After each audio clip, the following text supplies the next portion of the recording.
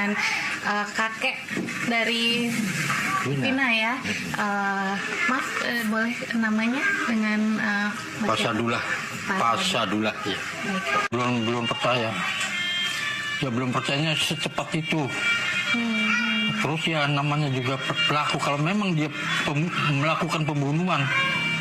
Kemarin melakukan pembunuhan, tapi kok pagi harinya, besoknya istilahnya kan kok datang ke tempat itu lagi. Jadi agak kejanggalan tuh. Rata-ratanya kalau udah melakukan begitu ya udah kabur lah.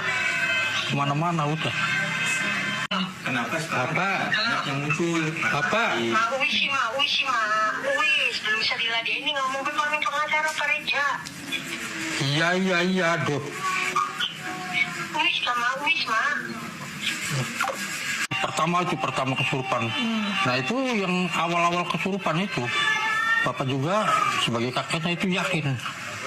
Karena yakinnya apa? Suaranya persis, segala-gala omongannya itu persis. Nggak ada perbedaan. Sesuai dengan kesurupannya si Linda. Kalau memang si Linda bohong atau tidaknya sih, itu terserah ya. Tapi itu namanya si Egi. Bilang aja suruh lawyer. Iya nanti. Nanti salah lagi apa? Enggak apa-apa orang. Enggak apa-apa. Kita bilang nggak apa-apa, baik suruh ke lawyer aja.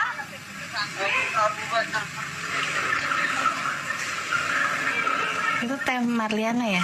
Iya. Assalamualaikum warahmatullahi wabarakatuh. Apa kabar kawan-kawanku semuanya? Semoga sehat selalu dirahmati Allah Subhanahu wa taala. Pada kematian meninggalnya Vina Cirebon dan juga Egi, ternyata kakeknya Vina aja itu ya nggak percaya kalau itu adalah pembunuhan, guys ya. Dari video tadi Pak Sadullah, yang mana Pak Sadullah ini adalah kakeknya Vina, ya tidak percaya juga kalau itu adalah pembunuhan.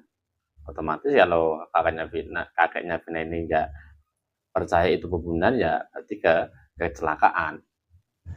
Jadi alasan Pak Sadullah kenapa kok Pak Sadullah itu nggak percaya itu adalah pembunuhan dan juga pemerkosaan, ya logikanya ya itu tadi, masa habis bunuh kemudian besoknya datang lagi. Anak-anak itu kan habis bunuh besoknya datang lagi, ya logikanya orang-orang ketika habis bunuh pasti ya ketakutan lari, tapi ini enggak anak-anak. Jadi yang terdakwa pembunuh yang sekarang pada di penjara semuanya itu, ya waktu itu ya tidak membunuh tapi logikanya kalau anak-anak itu emang apa ya, kalau nggak salah ya nggak lari. Tapi emang ya nggak lari dia, mereka sebenarnya nggak lari, akan tetapi didakwa sebagai pembunuh. Ngeri ya. Intinya ini kakeknya Vina nggak percaya, guys, kalau itu adalah pembunuh. Kemudian dengan adanya kesurupan Linda, itu awalnya kakeknya Vina itu ya percaya juga. Jadi waktu Linda kesurupan itu ya mungkin keluarga semuanya, keluarga almarhumah Vina ini percaya kalau itu mungkin Vina, karena dalam segi omongan itu kayaknya apa tuh, menurut keluarga itu persis banget dengan omongan almarhumah Vina. Ya mungkin apa ya, Ibtu Rudiana juga bisa mengarahkan ke pembunuhan, ya bisa jadi dengan adanya kesurupan Linda ini. Ya, soalnya kadang kesurupan Linda ini kan dikait-kaitkan ke apa itu, pelaporan Rudiana kan. Tapi biar Rudiana kan membantah kan, kalau kesurupan itu, pelaporan Rudiana itu tidak ada sangkut pautnya terhadap kesurupannya si Linda ini.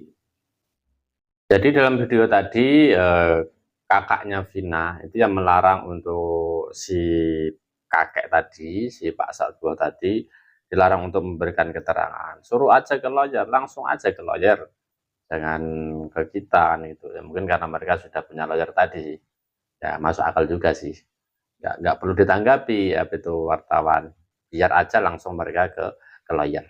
Dari saksi-saksi yang katanya saya sempat lihat ada yang bilang katanya almarhumah itu standing apa motornya itu lah yang jalan standing. Nah saya kan sempat bertanya tuh standing itu apa gitu kan, saya kan memang nggak ngerti ya. Standing itu katanya motor yang diangkat gitu kan. Kalau iya motor diangkat terus ke pedal. Harusnya motor itu sedikit pecah, ya kan? Tapi motor itu tidak ada yang pecah, Mbak. Dan masalah katanya mungkin yang daging ada di paut ada pempelan daging gitu kan. Adik saya tidak ada yang namanya dagingnya kelupas, itu nggak ada. Jadi entah itu daging siapa ya saya tidak tahu, tapi ya jasad adik saya itu tidak ada yang tergompel, itu tidak ada. Hanya luka kayak luka sobekan gitu, sama patah tulang atau remuk gitu. Nah terus dikatakan apalagi tadi itu ya. Sebenarnya saya sangat menyayangkan kesaksian dari teman almarhumah adik saya yang bernama Mega sama Widi. Saya menyayangkan dia bilang bahwa adik saya itu tidak pernah pulang. Itu salah besar. Adik saya tidak pernah pulang itu memang 1 minggu sebelum 1 minggu menjelang kejadian. Pada saat kejadian memang 1 minggu itu dia menginap di rumah temannya.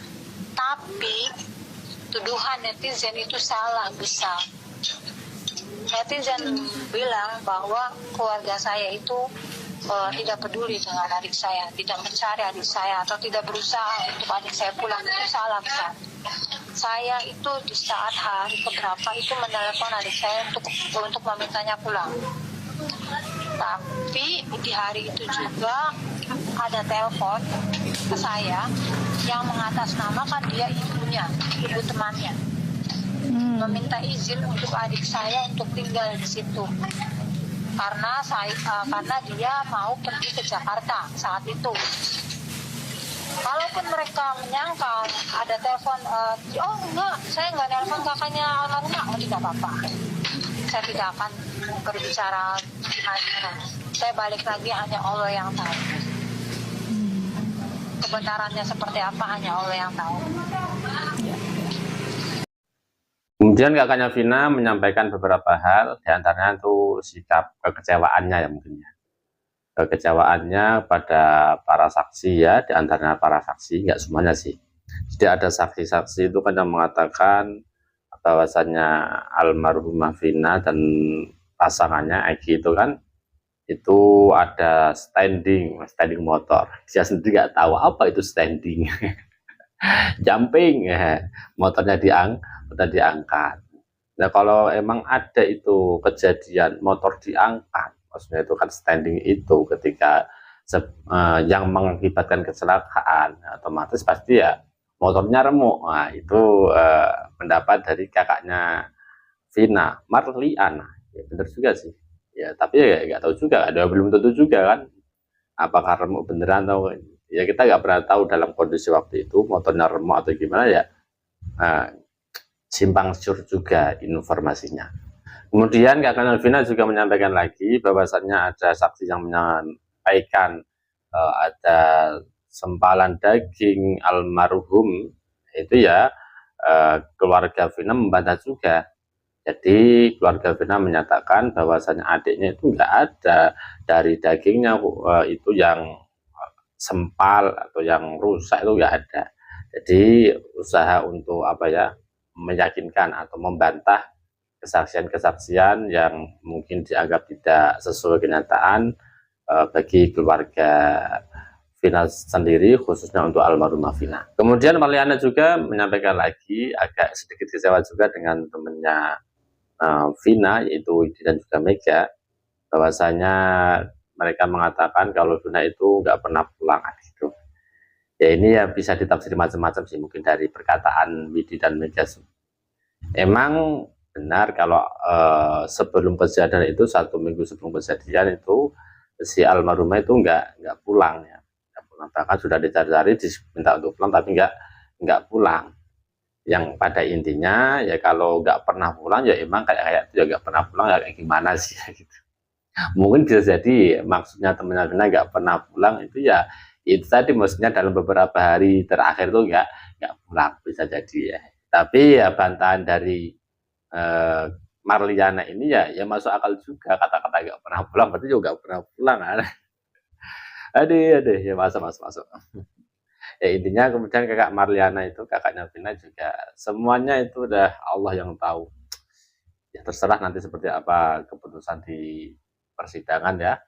Ya intinya kita berharap semoga yang salah ya dibukakan oleh Allah, yang benar juga dibukakan oleh Allah Subhanahu wa taala, supaya kasus ini terang benderang, ataukah pembunuhan ataukah kecelakaan. Kalau pembunuhan silahkan cari pembunuhnya siapa, cari alat bukti.